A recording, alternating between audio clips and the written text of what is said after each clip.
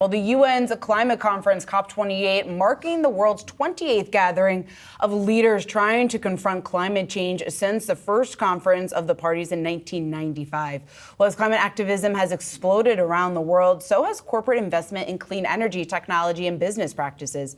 But investors may no longer be buying into the hype. $14 billion has been pulled from ESG funds this year as returns have not met expectations. So how much can we expect investors to be watching the information coming out of COP28 next week? We want to bring in David Callaway, Callaway Climate Insights Founder. And David, when you take a look maybe at the fact that investors haven't been as excited about ESG funds, we have seen a bit of resurgence or excitement around clean energy stocks and some of the movement that we've seen over the last couple of weeks. How do you think investors are looking ahead to COP28 and potential investment opportunities within the climate change discussion? You know, Shauna, it's interesting. It's not that people don't want to invest in climate change and clean energy tech stocks. It's that all these stocks are highly interest rate sensitive. And we've been in a rising rate environment for more than a year and a half.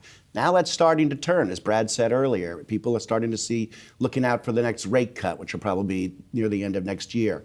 That's good news for these stocks. That's why we've started to see them bounce. And it was interesting, there was a front page story in the Wall Street Journal that they essentially writing the obit of ESG stocks. And I saw that and I said, that's the capitulation. That's what means now everyone can get back into them. COP is going to be very important for this. And one of the things that is important for COP was the agreement last week between President Biden and Xi Jinping in San Francisco to triple the renewable energy capacity in their countries. China's a leader in renewable energy. Biden has been working hard, as you know, here. That agreement is very important because it sets the stage for more international cooperation at COP. And one of the things they're going to be talking about at COP is how to phase out or phase down oil usage. To do that, you have to have investment in renewable energy. So this agreement really kind of sets the table for a potentially successful COP, one that we haven't really had one since 2015. And that's good for renewable energy stocks and for renewable energy investors. What is, I guess, in order for COP to be successful, what would that entail from your view? So what we saw in 2015 was the Paris Accord, right? COP was in Paris. All the countries of the world signed on to an agreement to keep global prices from global temperatures from rising too far, right? That was the last time they agreed on anything. And every year we all go to COP, something like 70,000 people go in this year to Dubai. And everyone's looking for a global agreement, and every year it collapses or it's kind of warm toast or something like that. This at least sets the stage that we might see something interesting, either in the agreement to phase down oil, which is good for renewable energy investors, or the payment of loss and damages to poorer countries, which is another thing. I, for one, am kind of skeptical that you can get 100 governments in a room to agree on anything. But if you have the two biggest polluters in the world, US and China, agreeing on something, there's room for some optimism. I mean, when we've spoken with climatologists and even some of the climate economists out there, what they've continued to remind us is that we're coming off of, or we're still in the midst of, but perhaps going to be rounding out one of the hottest years on record during 2023. How does that change the dialogue, the discourse from some of the global world leaders? Well, the problem is the global world leaders are, either running for election or authoritarians with their own schedules. They're not on the climate change schedule. The world is continuing to get hotter. It was the hottest September we ever had.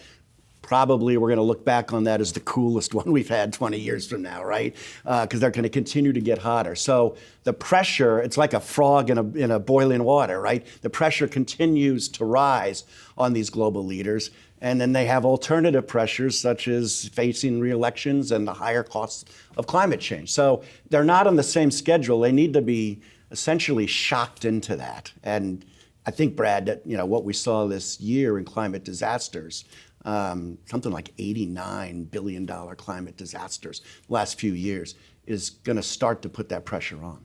And when you take a look at what's happened just over the last, 4 or 6 weeks when it comes to the strategic investments that we've seen from Exxon and Chevron essentially doubling down on fossil fuels. But when you take into account this transition that we're hopefully are going to see to clean energy, how do you address, I guess, the disconnect that we're seeing play out between the developed and the underdeveloped world, and these larger players that are trying to obviously position their businesses best to address the undeveloped world, but then also position for the developed world's transition, hopefully eventually here, to clean energy? Yeah, a lot of what they're going to be talking about in Dubai is loss and damages, which is, will America pay hundreds of billions of dollars to protect, Madagascar and stuff like that? Probably not going to happen, right?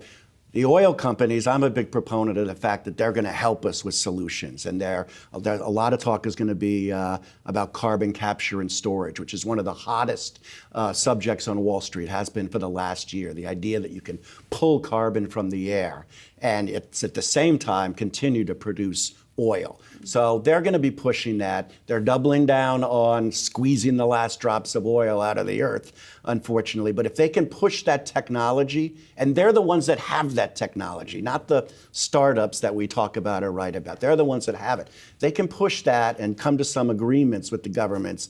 We could see a radical new era of creating more energy for people, renewable plus fossil fuels, and making the world a cleaner place. All right. A lot to keep tabs on over the next week here, and even more so beyond. David Callaway, who's the Callaway Climate Insights Founder, joining us here on set. Thanks so much. Thank you both. Appreciate it.